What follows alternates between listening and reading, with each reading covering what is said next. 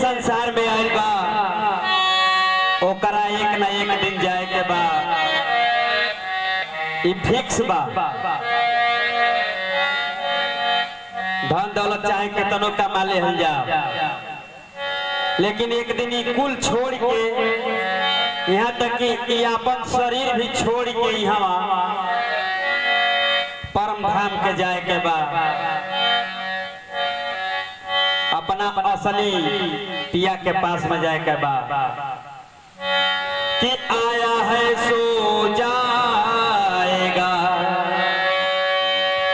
राजा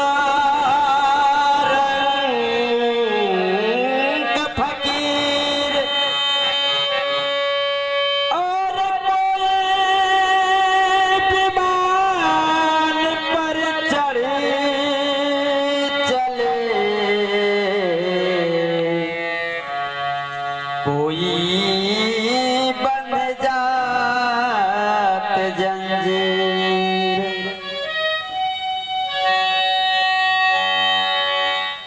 और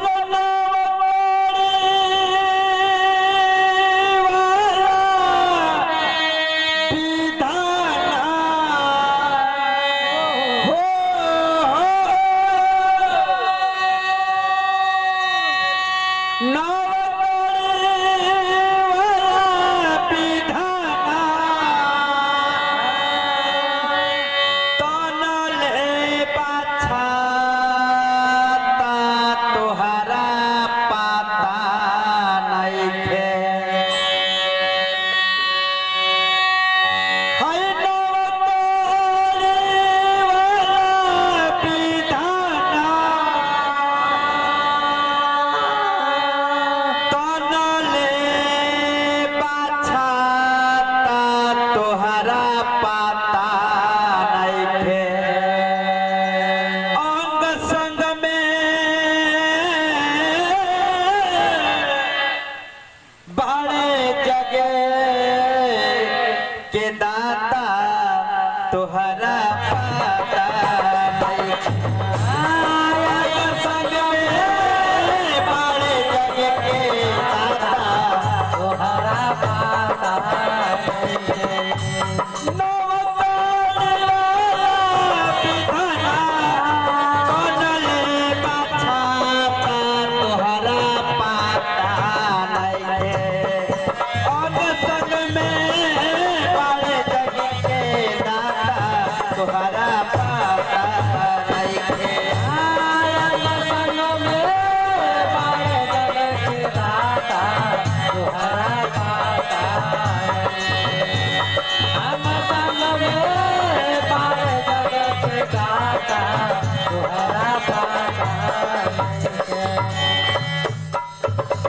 नौ प्रकृति से सृष्टि के रचना भइल बा, उ नौ प्रकृति का बा।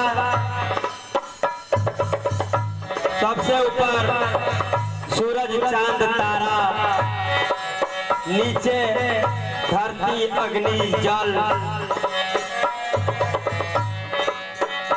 और बीच में तीन गो प्रकृति बा जौन की सूक्ष्म रूप में बा, दिखाई ना देला लेकिन महसूस कइल जा सकता। जीव, हवा और आकाश की ऊपर बनवले पाड़े सूरज चांद तारा, ऊपर बनवले पाड़े सूरज चांद तारा, ऊपर बनवले पाड़े सूरज चांद नित्य धरती अग्नि जल के बाटे सहारा, बाटे सहारा, नित्य धरती अग्नि जल के बाटे सहारा, बाटे सहारा। जीवाय आकाश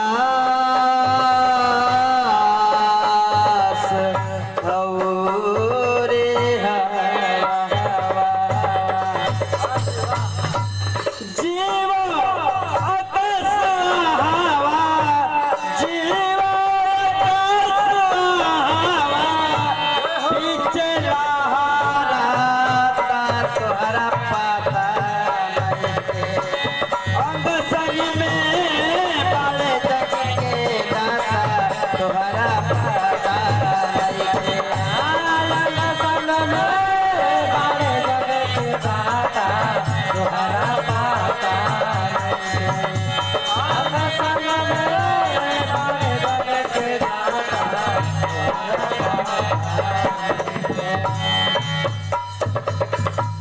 सबका मेरा राम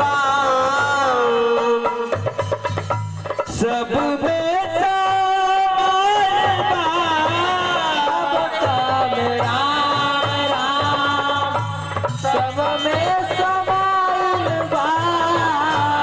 सबका में राम राम सब में समाइल बा। जब कक्षा 2 में हमनी के पढ़त रह जा तो में एगो कविता रहे कि जिसने सूरज चांद बनाया, जिसने तारों को चमकाया, जिसने चिड़ियों को चहकाया, जिसने फूलों को महकाया, जिसने ये सुंदर जगत बनाया, उस ईश्वर के हम लोग आए उसको प्रेम से शीश झुकाए।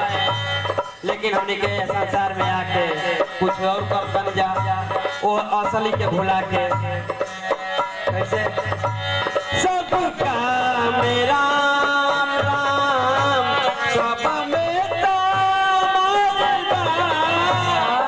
सबका मेरा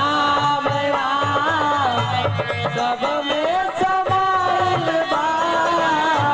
सबका मेरा सबका मेरा सबका मेरा सब में